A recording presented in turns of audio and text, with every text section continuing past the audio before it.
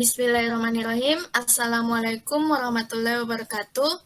Kami dari kelompok 5 ingin mempresentasikan satu materi dari mata kuliah Sejarah Arsitektur Dunia dengan judul Arsitektur Postmodern.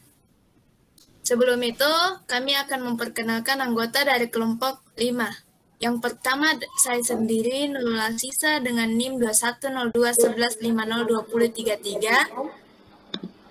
Dengan saya Fahmi dengan NIM 210211502015. Saya Muhammad Akbar dengan NIM 21021150257. Saya Astuti dengan NIM 210211502038. Dan saya Nurul Asmimaga dengan NIM 210211502043. Oke, untuk pembahasan dalam materi ini terdiri atas beberapa bagian dan pembahasan pertama akan dibahas oleh Muhammad Akbar. Kepada Muhammad Akbar dipersilahkan. Baik, pada pembahasan pertama yaitu arsitektur postmodern.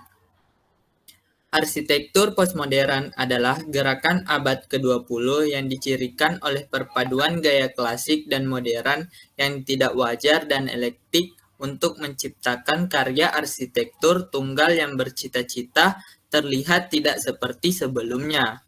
Menurut Frank O'Grady, pada tahun 1991,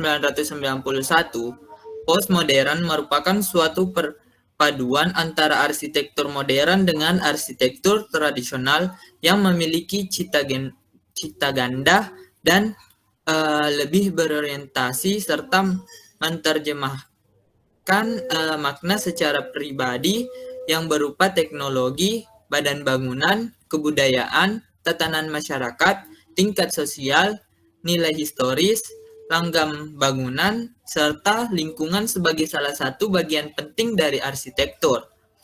Postmodern selalu berusaha mempertahankan bangunan lama yang memiliki nilai sejarah tinggi dengan cara membuatnya berdampingan dengan bangunan baru sehingga keduanya akan saling mendukung.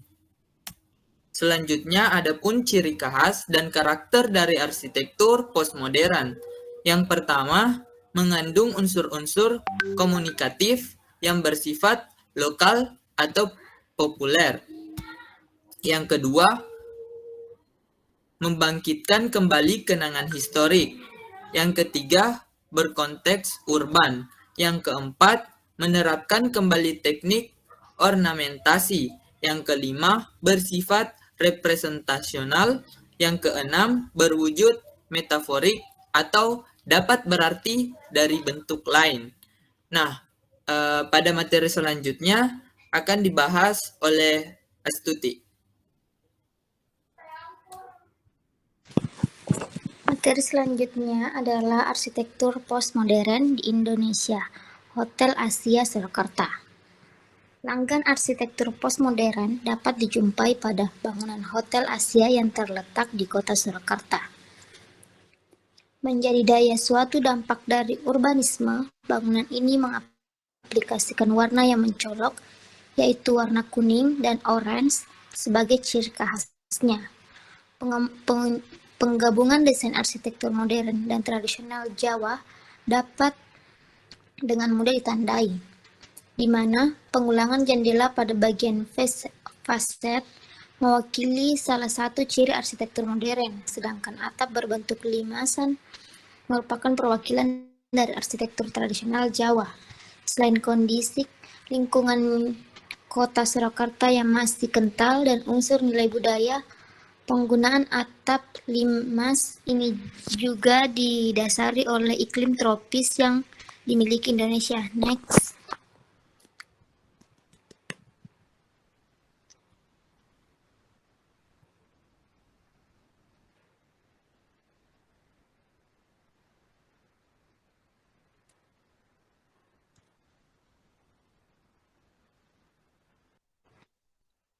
Beberapa ciri arsitektur postmodern lainnya yang diterapkan oleh bangunan ini antara lain: A. Kebutuhan akan suatu fasilitas yang berkaitan dengan lingkungan urban atau konseptual urbanisme dalam rehabilitation. B. Pemakaian warna mencolok. C. Melalui double coding of style. D. Konseptual. E. Melalui gaya Provrestian. Dan F. Melalui bentuk bangunan yang unik dan memiliki nilai estetik yang tinggi. Selanjutnya akan dibawakan oleh Fahmi.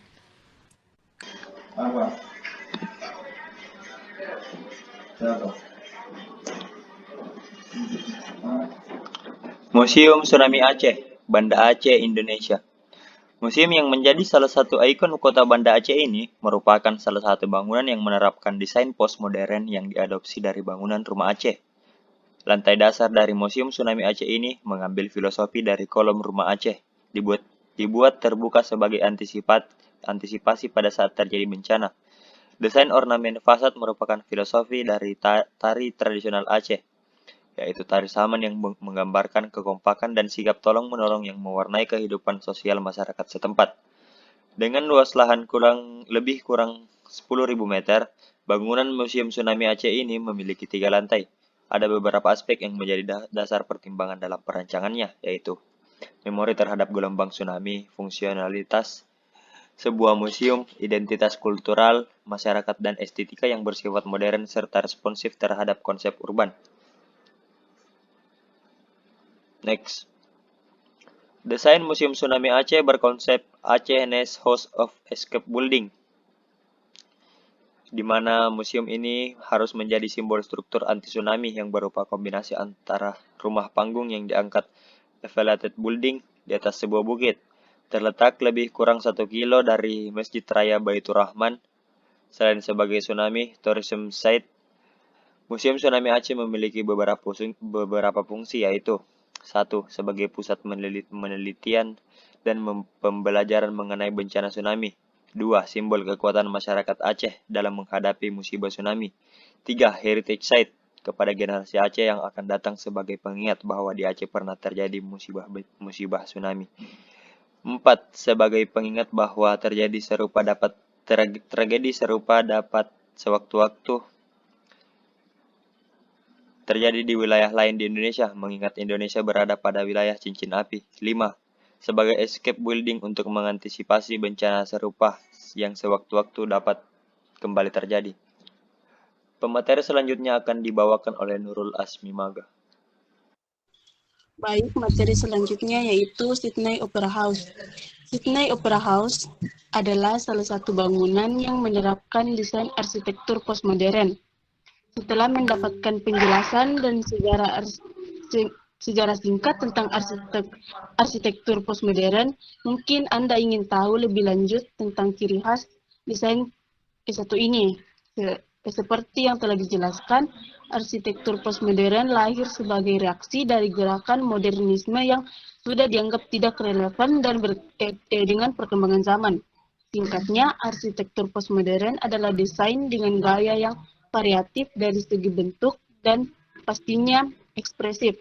Gaya arsitektur ini terkesan lebih luas, sehingga sangat cocok untuk Anda yang menyukai kebebasan berekspresif. Meski jadi perkembangan dari bentuk-bentuk dasar dari gaya arsitektur sebelumnya, Anda tetap bisa menggunakan bentuk-bentuk sederhana seperti persegi dan bentuk lainnya, lalu memberikan sedikit variasi jika perlu. Ada beberapa ciri khas dari gaya arsitektur satu ini, seperti berkonteks urban, kedua berwujud metaforik, yang ketiga mengandung unsur-unsur komunikatif yang bersifat lokal dan populer, keempat membangkitkan kembali kenangan sejarah atau historikal, kelima menerapkan kembali teknik ornamentasi, keenam bersifat representasional, ketujuh hasil dari partisipasi, yang kedelapan mencerminkan aspirasi umum, yang kesembilan bersifat plural, dan kesepuluh bersifat elektif.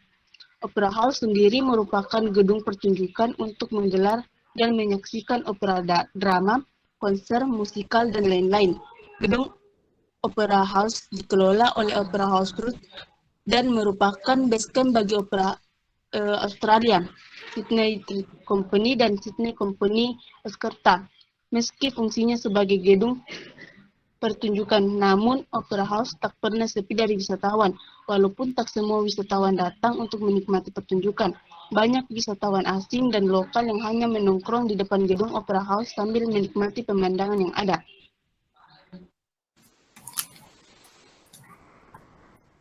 Oke, jadi sekian pemaparan materi dari kelompok kami. Kurang dan lebihnya mohon dimaafkan.